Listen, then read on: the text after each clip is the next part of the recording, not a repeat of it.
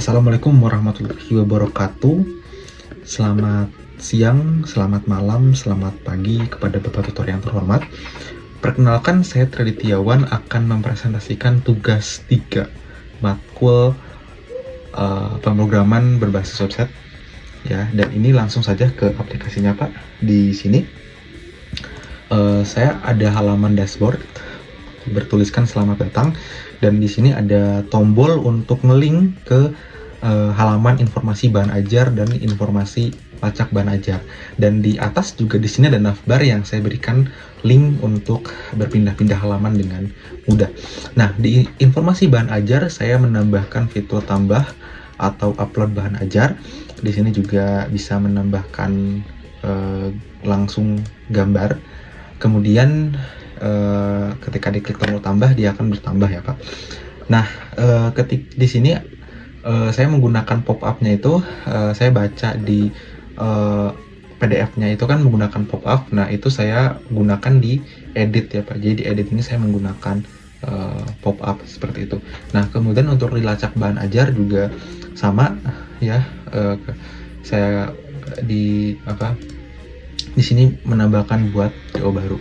Untuk aplikasi ini juga sudah saya upload di GitHub saya yang nanti akan saya cantumkan linknya, bernama tugas PWeb 3 ya, Pak. Jadi di sini sebentar. Nah, di sini, Pak. Cuman kemarin tuh saya coba untuk menampilkan itu gagal ya, Pak.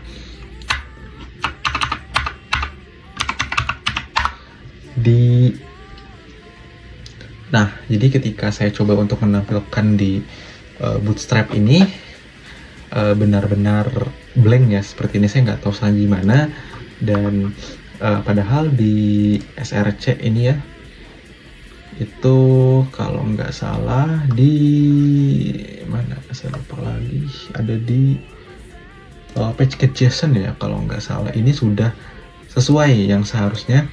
Saya juga sudah tambahkan untuk dia bisa ditampilkan di GitHub, cuman nggak bisa, jadi saya tampilkan nanti source code-nya saja. Nah, langsung aja ke poin penilaiannya, Pak. Coba sebentar.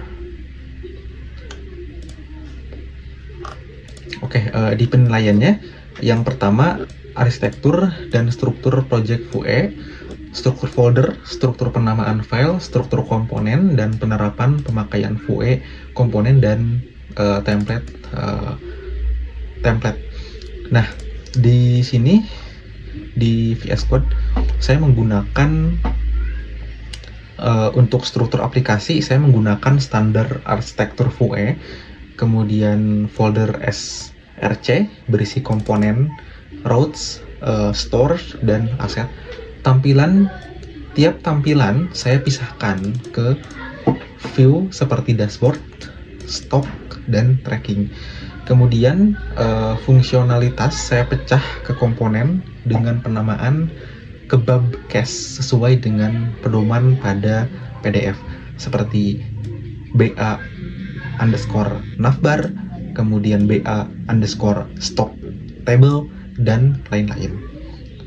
Jadi website ini saya buat menggunakan Vue dan Bootstrap ya, Pak, untuk tampilan CSS-nya. Kemudian penilaian yang kedua adalah menggunakan data binding directive array filter sebagai formatting data teks untuk list rendering menggunakan fungsi menampilkan data mus, vtext, vhtml, dan fungsi data binding yang tepat dan sesuai dengan output yang diharapkan untuk membuat daftar, menerapkan v-for untuk mengolah data array. Yang berikutnya adalah tampilan stok bahan ajar, peg, dan stock table filter ya, Pak. Di halaman stok saya tampilkan data menggunakan v-for ya, ini untuk render table array, stock, kemudian v-binding untuk binding dynamic atribut seperti SRC ya. image, kemudian view model di form input untuk dua arah binding ya. Kemudian format teks, jumlah stok menggunakan metode untuk lebih mudah dibaca. Contohnya seperti pada tampilan ini, seluruh daftar stok berasal dari store dan dirender otomatis. Kemudian yang ketiga, penggunaan condition seperti if, vmodel, if, velse if, dan vshow yang efektif dan sesuai dengan output yang diharapkan. Sepertinya sama ya Pak yang tadi saya jelaskan tentang di kolom status ini ada vif, velse, yang kemudian ada safety stock ya, kemudian juga safety stock menipis, kemudian juga di sini ada stoknya 0. Ini menggunakan vif, velse, dan velse if seperti itu. Kemudian 1.4 menggunakan property computed ataupun metode menerapkan dengan sesuai. Nah, di tampilan filter stock di konsol itu computed digunakan untuk memproses data seperti sorting dan filtering sebelum dirender. Kemudian metode untuk operasi data seperti update stock dan delete stock melalui modal pop-up. Hal ini membuat performa lebih baik ya, karena Vue hanya merender ulang ketika data berubah. Kemudian 1.5 watcher ya, minimal menggunakan 2 watcher untuk memantau perubahan data. Oke, jadi saya menerapkan watcher ini minimal 2 Jadi saya menerapkan watcher ini 2 ya Pak. Yang pertama ada di pencarian untuk filter stok secara real time, dan yang kedua adalah watch fill nim ya pada tracking untuk menampilkan hasil otomatis watcher ya, membuat interaksi menggunakan lebih responsif. Kemudian yang ke-6, formulir input dan validasi input sederhana serta menggunakan event handler ya melalui mouse dan keyboard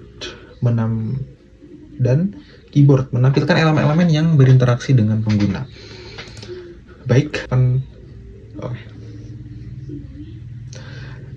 untuk form input, validasi, dan event handler ini aplikasi ini terdapat beberapa formulir ya Pak. Ditambah stok bahan ajar, kemudian edit stok melalui modal, dan cari data pengiriman deonim. Dilengkapi dengan validasi sederhana ya, tidak boleh kosong, kemudian nilai angka tidak boleh negatif, dan tombol aktif hanya saat data valid. Kemudian event handler itu ketika klik tombol simpan update data store, kemudian tekan enter saat mencari delivery order, itu akan langsung menampilkan data. Kemudian yang selanjutnya adalah kreativitas dalam interaksi yang mudah bagi pengguna dan memberikan pengalaman penggunaan yang nyaman. Baik, untuk tampilan kreativitas saya menggunakan